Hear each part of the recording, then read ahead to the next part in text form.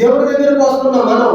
చూడండి, మనంతటా మనము ఏది పడితే అది చేద్దాంలే, ఏది అనుకుంటే అది చేద్దాంలే, ఏది తోస్తే అది చేద్దాంలే అని అనుకుంటే చూడండి, దాని వలన మనకు ప్రయోజనం ఏంటి? నీ ప్రవర్తన అంతటిలో ఆయన ఏం చేయమన్నాడు? ఆయన నీ ప్రవర్తన అంతటిలో ఆయన అధికారములకు ఒప్పుకొనుము, అప్పుడు ఆయన నీ త్రోవలను సరళము చేయు. నీ ప్రవర్తన అంతటిలో ఆయన అధికారానికి నీవు ఒప్పుకున్నట్లయితే నీ త్రోవలను సరళము చేస్తాడు ఆయన. కనుక నేను జ్ఞానిని కదా అని నీవు అనుకోనవద్దు. నేను జ్ఞానిని కదా నీవు అనుకోనవద్దు.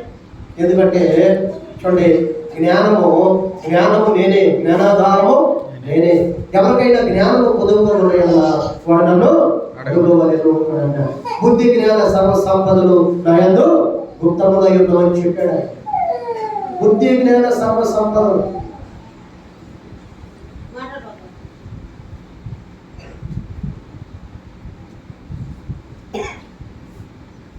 బుద్ధి జ్ఞాన సర్వ సంపదలు అనేవి ఆయన యందు గుప్తములై ఉన్నవి. ఆయన యందు గుప్తములై ఉన్నవి.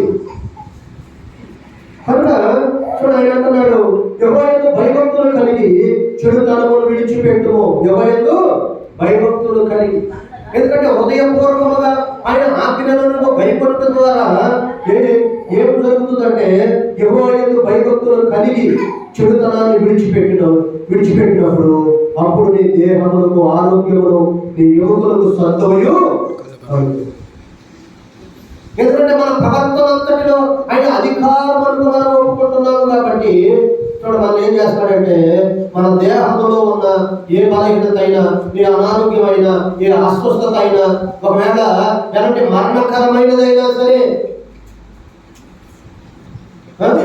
మన ప్రవర్తన అంతటిలో ఆయన అధికారానికి మనం ఒప్పుకున్నప్పుడు, నిజానికి చాలా మంది దేవుడి దగ్గరికి వెళతాము చూడ అది చేస్తున్నాం ఇది చేస్తున్నాం అంటారు. కానీ మరి ప్రవర్తన అంతటిలో దేవుని యొక్క అధికారం అనేది చూడ వాళ్ళు ఒప్పుకోరు. మన ప్రవర్తన అంతటిలో దేవుని యొక్క అధికారానికి లోబడిన వాడు.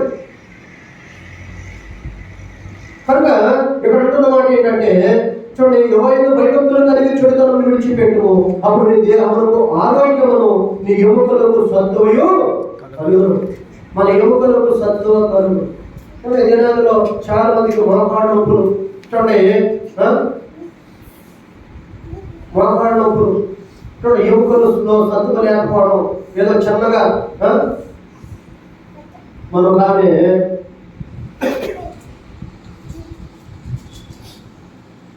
నడుస్తూ పడిపోయింది. నడుస్తూ పడిపోయింది.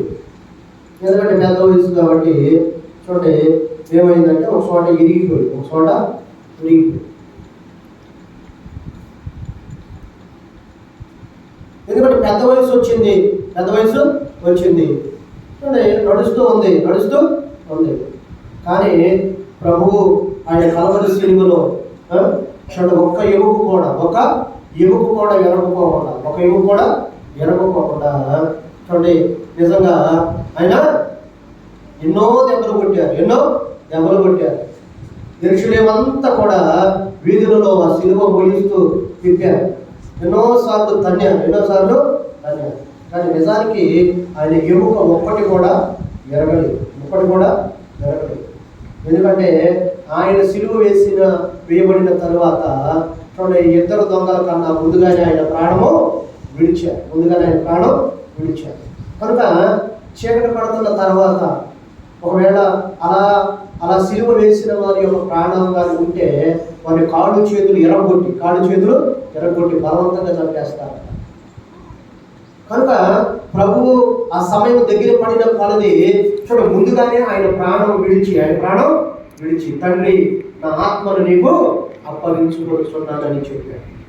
ఏమైనా దేవుని బిడ్డలారా చూడండి, ఈ లోకంలో చూడండి మనుషులు ఎరగనిది, మనుషులకు తెలియనిది ఏంటంటే మన ఆత్మను దేవునికి అప్పగించాలి. దెయ్యాలకు అప్పగించుకోవడం, దుష్టులకు అప్పగించుకోవడం. ఎందుకంటే దుష్టుల చేతిలో మనం ఉండకూడదు. దుష్టుడు అనేవాడు మనల్ని ఏం చేయాలని చూస్తా ఉన్నాడంటే పరలోక రాజ్యము ఏ దేవుడైతే పరలోక రాజ్యం మనకి ఇస్తానన్నాడో ఆ పరలోక రాజ్యానికి మనం వెళ్ళకోకుండా చేయటమే వాడి ఉద్దేశం. వాడి ఉద్దేశం.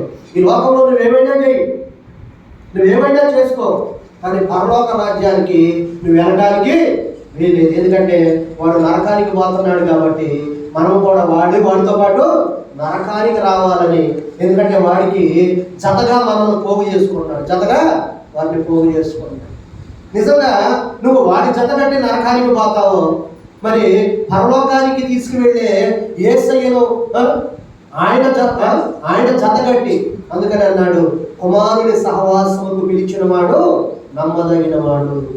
ఎందుకంటే ఆయన ఈ లోకంలోనికి వచ్చి చేసిన పని ఏంటంటే పరలోక రాజ్యం యొక్క పరలోకానికి ఎలా వెళ్ళాలో ఆయన మనకు చూపించాడు, ఆయనకు చెప్పాడు, ఆయనకి మనందరికీ చెప్పాడు. అందుకని అని అన్నాడు, నేనే మార్గం, నేనే సత్యం, నేనే జీవం, నా ద్వారానే తప్ప తండ్రి అందుకు ఎవరు రాలేదు అని చెప్పాడు.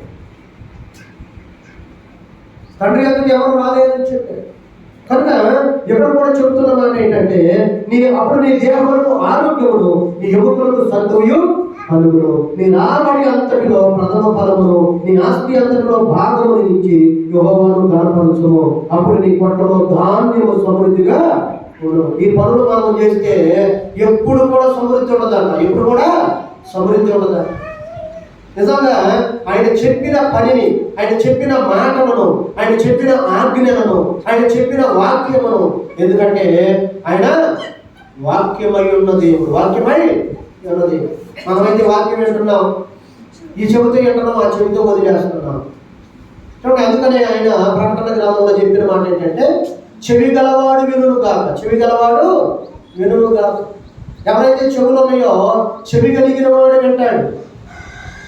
చాలా మందికి చెవులు ఉన్నాయి, దురద చెవులు ఉన్నాయి. ఏ చెవులు? దురద చెవులు. దేవుని మాట వినని చెవులు ఉన్నాయి.